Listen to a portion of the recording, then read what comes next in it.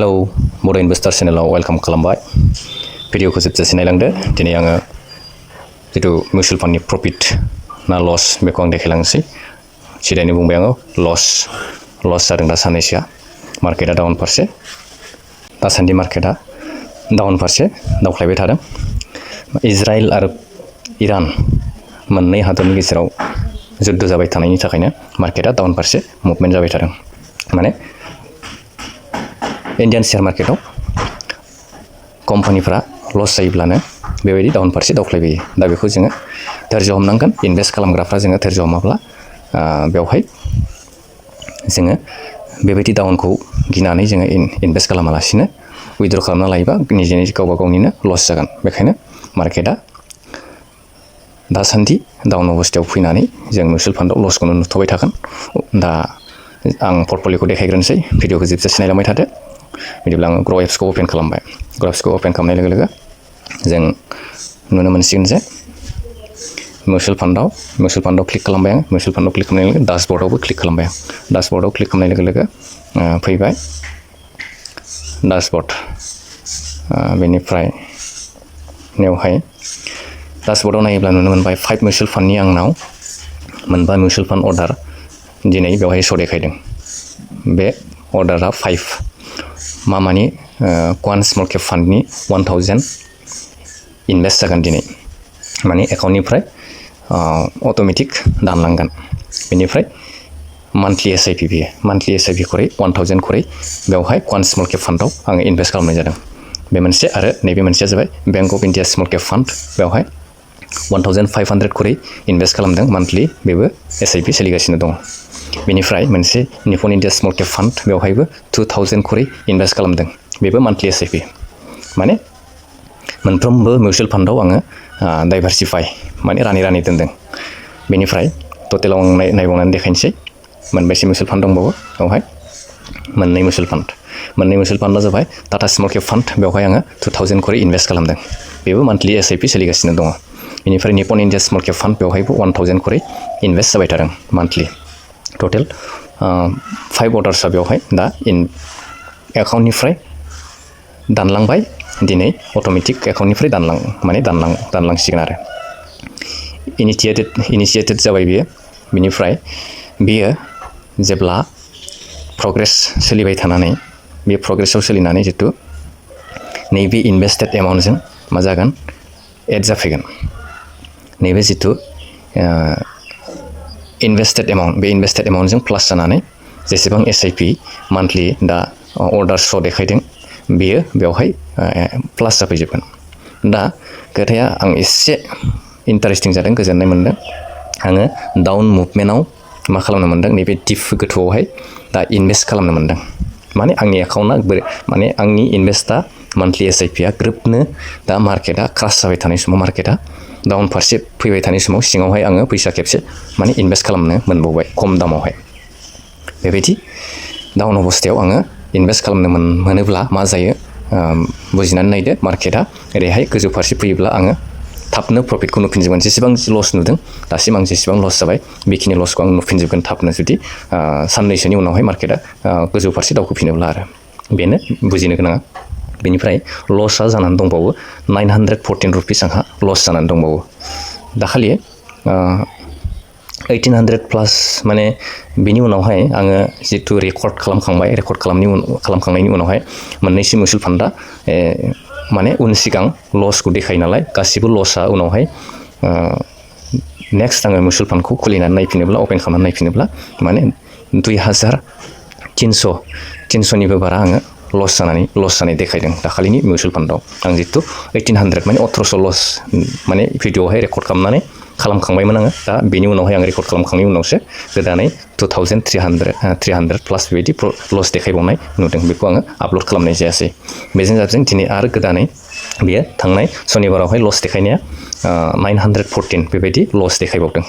जेसेबांनो डाउनाव फैगोन एसेबांनो लस देखायबाय थागोन साननैसो माने नैबे प्रफिटनिफ्राय खमायफिनगासिनो दङ लसआ नैबे प्रफिटनिफ्राय आंना लसआव थांफिनगासिनो दं माने खमायगासिनो दङ बे प्रफिटआ दा उपाय गैया बे साननैसोआ नेथ'खानांगोन हादराव मोननै हादराव जुद्ध जाबाय थादों नालाय बे जुद्धनि इफेक्टआ मार्केटाव गोलैबाय माने कम्पानियाव गोलैबाय कम्पानिया थारमाने लस अबस्थायाव गासिबो कम्पानिया लस अबस्थायाव दावख्लायबोदों बेखायनो दासान्दि जेसेबां मिउचुवेल फान्डआव इनभेस्ट खालामदों आंल' नङा आं हारसिंल' नङा बेवहाय इनभेस्ट खालामनानै लस जानाया आं हारसिंल' नङा बेवहाय गोबां मिउचुवेल फान्डआव इनभेस्ट खालामग्रा इन्डियायावहाय गोबां मानसिफ्रानो इनभेस्ट खालामनानै लस जादों दिनैनि दिनाव बेबायदि मोननै हादर जुद्ध देखायनायनि जाहोनाव मार्केटआ मोनफ्रोमबो कम्पानिया डाउन फारसे फैनायनि थाखायनो बयनिबो मिउचुवेल फान्डनि पर्टफलिय'आव लस देखायजादों सोरनियाबा 1 लाख गाहाम लस देखायजादों सोरनियाबा बिदिनो 50,000 सोरनियाबा बिदिनो 20,000 बेबायदि लस गोबां इनभेस्टारफोरनि मिउचुवेल फान्ड पर्टफलिय'खौ आङो नायनानै नुदों आंल' लस जायाखै आंनाथ' सिम्पोल लस बेसेबां लस जाखो आङो दासान्दि 2,300 प्लास 914 बेबायदि आङो दासिम लस जादों गासैबो केलकुलेट खालामनानै नायोब्ला 4 1 बेनिफ्राय 9 10 11 12 2 3 3,214 बेबायदि लस देखायफिनबाय माने आङो 3,214 लस जाफिनबाय 3,200 बेबायदि आङो लस बिसिमल' नङा बिनिफ्राय एसे सिगाङावबो आङो लसखौ रिकभार खालामनो हायाखै बेजों जादों गासै आङो लसआ दासिम बुंनो थाङोब्ला 3,600नि सायावहाय आङो लस जानानै दङ 3,600 बेबायदि प्लास लस जानानै दं आङो दासिम माने 10,000 प्लास जाहैबायमोन आंनि प्रफिटआ दा बे अबस्थायाव लस अबस्थायाव आंहा खोथाया जादों आंनि SIP जितु सोलिदों आंनि जितु SIP मान्थलि SIP बे SIPआ माने दिनैनि तारिखआ जाबाय दिनै 7 तारिख माने 7 तारिख दिनै फार्स्ट उइकनि जितु 7 तारिखआव आङो इनभेस्ट खालामनो मोनबावसिगोन बे मिउचुवेल फान्डआवहाय मोनबा मिउचुवेल फान्डआ SIPआ आंहा बेवहाय डाउन फारसे मुभमेन्ट जानायावहाय आङो इनभेस्ट खालामनो मोनदेरसिगोन बेखौ आङो ग्राफखौ मोनसे खोन्थायोब्लानो बुजिनानै मोनगोन माबायदि इनभेस्ट खालामनानै माबायदि जों थाबनो प्रफिट जानो हायो बेबायदि अबस्थायाव जोङो इनभेस्ट खालामनो हानांगौ थारमाने लामसामखौबो सोदेरनो हानांगौ आङो एसे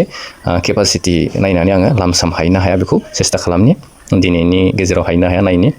एसेसो प्लास खालामदेरनो हायनो हाया SBI कन्ट्राखौनो आङो लानानै देखायनोसै SBI कन्ट्रा डाइरेक्ट प्लेन ग्रथआवहाय नायोब्ला नुनो मोनगोन SBI कन्ट्रायावहाय आं मान्थलियाव नायनि मान्थलि अबस्थायाव नाय मार्केटआ ओरैबायदि दावखोनानै गोजौ फारसे थांनानै बेसेबाङावहाय फैफिनगोन नै डाउन फारसे फैफिनबाय बे अबस्थायाव आङो इनभेस्ट खालामदेरनो हानांगौ लामसामाव जे आङो 5,000सो जुदि बेवहाय आङो एड खालामदेरनो हायोबा 10,000सो एड खालामदेरनो हायोबा जेसेबांखिनि लस जादोंमोन आंहा 3% लसैनै 6% प्लास जाबायमोन आंनि प्रफिटआ रिटार्नआ बेनिफ्राय 3.82% माने 4%निबो डाउनावहाय दङ बेखिनि 6%निफ्राय आंहा 4%सिम माने 2%निबो बारा आङो लस जानानै दङ बेनिफ्राय आङो बेवहाय जुदि एड खालामदेरोब्ला 5,000सो जुदि आङो इनभेस्ट खालामदेरना होयोब्ला लामसामावहाय टप आप जुदि आङो एड खालामदेरना होयोबा रांखौ बेवहाय जमा खालामदेरोब्ला मा जागोन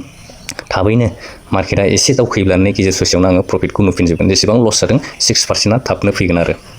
बे मोनसे मिउचुवेल फान्डनि नलेजआ बेनो बेखिनिखौ बुजिना लायोब्लानो माने मिउचुवेल फान्डआ डाउन अबस्थायाव फैयोब्ला जोङो इनभेस्ट खालामफिननो हानांगौ एसे रां जोङो सोदेरनो हानांगौ अब्लानिया माने थाबनो जोङो प्रफिट जाफिननायखौ नुनो मोनो दा बेनो बेबायदि बुजिना लानांगोन दा गासै अलाव नायोब्ला जेबो गिनो गोनां गैया अलावथ' नायोब्ला मिउचुवेल फान्डआ गोदोनिफ्राय दिनैसिम गोजौ अल टाइम हायावनो दंबाय थायो माने एसे पार्सेन्टेज जोङो डाउन जानायावनो लसखौ गोबां नुनो मोनो मानो होनबा जोङो इनभेस्टेड एमाउन्टनि सायावसो नोंथाङा दिनै नोंथांनि पर्टफलिय'आव मोनसेल' मिउचुवेल फान्ड जुदि सोलिदोंमोनब्ला 1,000 जेनेबा मान्थलि 1,000 जुदि नोंथाङा इनभेस्ट खालामनानै नोंथांनि राङा जेनेबा 10,000सोल' रां इनभेस्ट जादोंमोनब्ला बे 10,000सोनि लसआ एसेबां देखायनाय नङामोन बेखौसो बुजिना लानांगौ दा बेखौ बुजियोब्लानो नोंथाङा मिउचुवेल फान्डआव इनभेस्ट खालामनो गोसो जागोन इन्टारेस्ट जागोन 10,000आव नोंथाङा बेसेबां लस देखायनोखाय नोंथाङा 10,000नि इनभेस्ट खालामनायाव बेसेबां 10,000नि लसआ माबायदि देखायदों नोंथाङा बुरजा इनभेस्ट खालामबा बुरजा लस जागोन नाथाय 10,000नि इनभेस्ट खालामनायाव माबायदि लस जादों आं बेखौ देखायनो 9,000 नैबे 10,000 निपन इन्डिया स्मल केपआव 10,000 आं इनभेस्ट खालामदों इनभेस्ट जाबाय दासिम माने 1,000 मान्थलि ओमफ्राय 10,000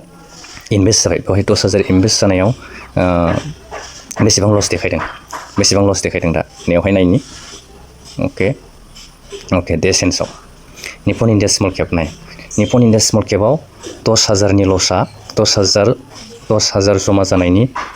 लसआ बेसेबां देखायदों मात्र 83 रां बेसिमल' आङो लस नुदों नोंथाङाबो मोनसेल' मिउचुवेल फान्डआव जेनेबा निपन इन्डिया स्मल केप फान्डआव नोंथाङा इनभेस्ट जुदि 10 बारसिम 1,000 खरि आंना 10 बार जाबाय जेनेबा 1,000 खरि 10,000 जाबाय जेनेबा 10,000 बेसिम इनभेस्ट जायोब्ला नोंथाङा लसखौ नुथारोब्लाबो दिनै आं नुनो मोनदों 83 माने 83 रांल' आङो लस नुनाय जादों बेनो आरो माने आंनि पर्टफलिअ खेबनै साननै लस देखायनायाव माने एसेबां बुरजा लस देखायदों 914 आरो 2,300 बेबायदि प्लास आङो मानो लस देखायजादों मानो होनबा आंनि इनभेस्टेड एमाउन्टआ बुरजा जाबाय 1 लाख प्लास जानानै दं आंनि इनभेस्टेड एमाउन्टआ बेखायनो सानसेनि लसआबो मोनफ्रोमबो मिउचुवेल फान्डआव एसे बेवहाय एसे जेसेबां इनभेस्टेड खालामदों बेनि सायावहाय बेसेबां पार्सेन्ट डाउन जादों बे पार्सेन्ट हिसाबैसो लसखौ देखायो बेखायनो गासैबो मिउचुवेल फान्डजों प्लास जाजोबनानैसो आंना 900 प्लास लस जादों बेनिफ्राय दाख्लैनि खेबसेयाव 2,300 प्लास लस देखायदों माने जेसेबां पार्सेन्ट डाउन जागोन एसेबांनो लस देखायगोन मार्केटआ मोनफ्रोमबोनि मिउचुवेल फान्डआ जेसेबां डाउन फारसे दावख्लायगोन बेबायदिनो लसखौ देखायगोन बेबायदिसो दा नोंथाङा आंनि पर्टफलिअ एसेबां बुरजा लस देखायनायखौ जुदि लसखौ नुनानै जुदि गिदोंब्ला बे गिनाया नोंथाङा बुजियैनि थाखाय गिनो हागौ माने नोंथाङा दिनै इनभेस्ट खालामनायमोनब्ला मोनसेल' मिउचुवेल फान्डआव जेनेबा निपन इन्डिया लार्ज केप जेनेबा SBI बेबायदियाव इनभेस्ट मोनसेल' इनभेस्ट जुदि खालामबोबाय थानायमोनब्ला मोनसेल' मिउचुवेल फान्डआव इनभेस्ट खालामनायमोनबा दिनै नोंथाङा खम लस नुनो मोनगौमोन ओमफ्राय प्रफिटआबो खम नुनो मोनगौमोन नोंथाङा जेनेबा बिदिनो 83 बिदिनो 90 बिदिनो 100 बेबायदिल' नोंथांनि पर्टफलिअ प्रफिटखौ नुलांबाय थागोन नुयोब्लाबो आरो लसखौबो खम नुगोन प्रफिटखौबो खम नुगोन बेबायदि आरो नोंथांनि एमाउन्टआ नैबे इनभेस्टेड एमाउन्टआ 1,000 इनभेस्ट खालामदोंब्लाबो 5 बोसोर 10 बोसोर जुदि इनभेस्ट खालामलाङै नोंथांनि राङा जेनेबा बेवहाय 3 लाख 4 लाखसो जुदि नोंथांनि राङा बेवहाय इनभेस्टेड जायोब्ला बै समावसो नोंथाङा आंनि दिनैनि पर्टफलिअ नुनाय बायदि लसखौ नुनो मोनगोन जेनेबा सानसेयावनो 2,000 3,000 बेबायदि मार्केटआ जुदि बेबायदि जुद्ध अबस्थायाव जुदि मार्केटआ डाउन फारसे दावख्लायबोयोब्ला नोंथाङा बेबायदि अबस्थायाव जुदि दावख्लायबोजायोब्ला मिउचुवेल फान्डआव नोंथांनि इनभेस्टेड एमाउन्टआव जुदि बुरजा जाहैबायबा बै समावहाय आरो नोंथांनि प्रफिटआबो बुरजा जाहैखागोन बै समावहाय बै प्रफिटनिफ्रायसो नोंथांनि लसखौ देखायबाय थागोन बे जाबाय मिउचुवेल फान्डनि आइडिया बेबायदिसो अब्ला मिउचुवेल फान्डनि पर्टफलिअ एनालाइसिसखौ आं बेखिनिखौनो देखायनो थ'नाय जाबाय दिनैनि भिडिअआ बेखिनियानो भिडिअखौ नोंथांमोना जोबजासे नायदोंब्ला लाइक खालामदो कमेन्ट खालामदो आरो साबस्क्राइबबो खालामदो गोदानै जुदि नायदोंब्ला साबस्क्राइब खालामखादोंब्ला साबस्क्राइब खालामलाय नंला लाइकल' खालामदो आरो सापर्ट खालामदो आरो नोंथांमोनखौबो आं सापर्ट खालामगोन जेनेबा मिउचुवेल फान्डनि पर्टफलिअखौ आं सानफ्रामबो नोंथांमोननो मोनसे सानफ्रामबो गोदान हानायसिम आङो एक्सप्लेन खालामनो नाजाबाय थागोन नोंथांमोना भिडिअखौ जोबजासे नायब्लायबा थेंक इउ बयनिसिमबो आरो भिडिअखौ बेखिनियावनो दोनथ'नाय जाबाय थेंक इउ एभ्रिवान